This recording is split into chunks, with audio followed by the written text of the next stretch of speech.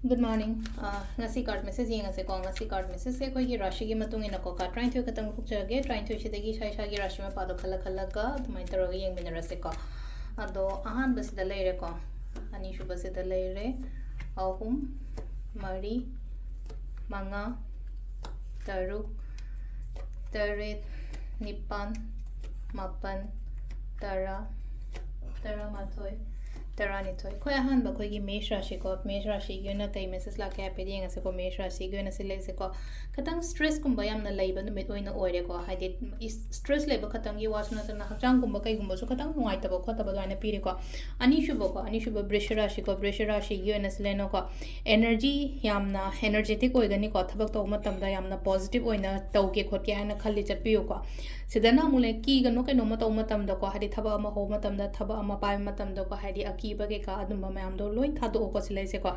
asesina khoi gi mithun rashi ko karkat ki na thaba inkhang to matam da chawkhat pa piri singa gi shu daw ya gani ko ngase se kaina gi na aina khalli ba aina ningi ba se fulfill oi ba oina lai ko asesina khoi gi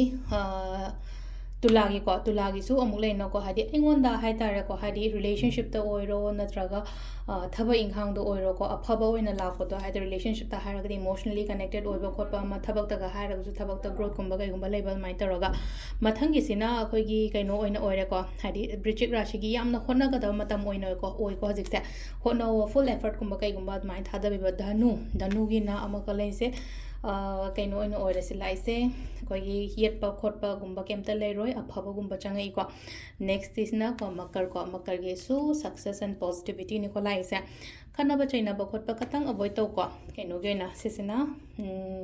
gari kumbra shi ko last ki minna gi se hai tara sida laise